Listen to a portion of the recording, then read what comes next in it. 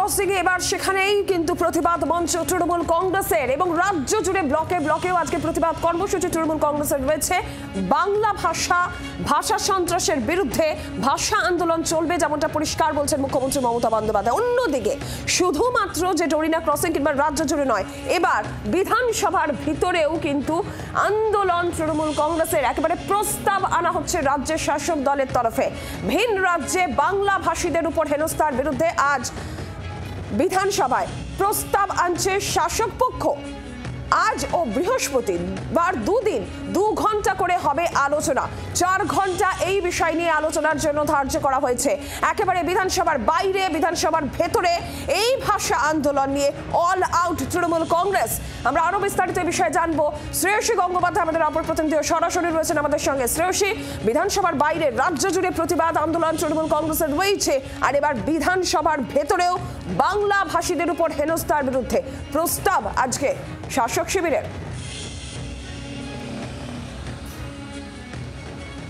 একেবারে দেখো, আজকে কিন্তু এক্ষেত্রে যেটা জানা যাচ্ছে যে শোভনদেব চট্টোপাধ্যায় তিনি শাসক দলের পক্ষ থেকে এই প্রস্তাব আনবেন, যেখানে কিন্তু মূলত যে প্রস্তাব, সেই প্রস্তাবে কিন্তু 3টে বিষয় বিশেষভাবে উল্লেখ করা রয়েছে।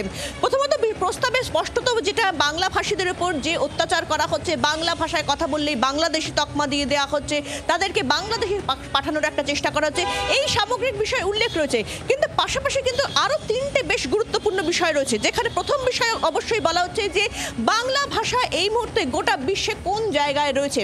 পাশাপাশি এটা বলা হচ্ছে যে আসাম, ত্রিপুরা এবং আসামের বারাক উপত্যকা এবং সেক্ষেত্রে ত্রিপুরা এবং পশ্চিমবঙ্গে এখানে সরকারি ভাষা বাংলা, এছাড়া একাধিক রাজ্যে কিন্তু বাংলা ভাষী মানুষ বসবাস করেন।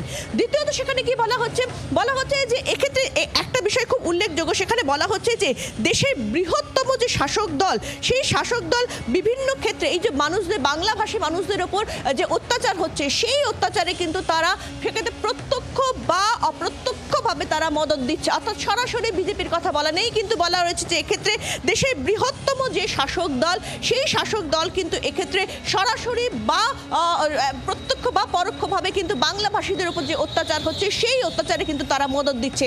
আর পাশাপাশি 3 নম্বর যে বিষয়টা, যেখানে বলা হচ্ছে যে এক্ষেত্রে বাক স্বাধীনতা, এক্ষেত্রে নিরাপত্তা এবং এক্ষেত্রে মর্যাদা ও বাংলা ভাষার উপর যে সন্ত্রাস, সেই সন্ত্রাসের বিরুদ্ধে বাংলার মানুষ একত্রিত হয়ে আছে, সেই বিষয়টা উল্লেখ করা হচ্ছে। অর্থাৎ বাংলার মানুষ একত্রিত হয়ে আছে, সেই বিষয়ের কথা উল্লেখ করা হচ্ছে। কার বিরুদ্ধে? ভাষা সন্ত্রাস, বাংলা ভাষার উপর যে সন্ত্রাস, সেই সন্ত্রাস, মর্যাদা রক্ষা, নিরাপত্তা রক্ষা, এই সামগ্রিক সমস্ত কিছু নিয়ে কিন্তু বাংলার মানুষ এক হয়ে আছে, তেমনটাই কিন্তু উল্লেখ করা হয়েছে। ফলে আজকে এই প্রস্তাব আনা হবে শাসক দলের পক্ষ থেকে। শোভনদেব চট্টোপাধ্যায় এই প্রস্তাব আনবেন এবং এক্ষেত্রে যেটা জানা যাচ্ছে যে এই প্রস্তাবের উপর 2 দিন আলোচনা হবে, যেটা সিদ্ধান্ত হয়েছে যে আজ এবং 4 তারিখে 2 দিন 2 ঘন্টা করে আলোচনা হবে। ইতিমধ্যে বিজেপির তরফে জানিয়ে দেওয়া হয়েছে যে তারা এই প্রস্তাবের আলোচনায় তারা অংশগ্রহণ করবেন। আজকে এই প্রস্তাবের উপর শাসক এবং বিরোধী দলের একাধিক বক্তব্য রাখবেন এবং 4 তারিখে এই প্রস্তাবের উপর বক্তব্য রাখবেন শুভেন্দু অধিকারী, বিরোধী দলনেতা এবং মুখ্যমন্ত্রী মমতা বন্দ্যোপাধ্যায়। বাংলার আওয়াজ, বাঙালির আবেগ, জি 24 ঘন্টা।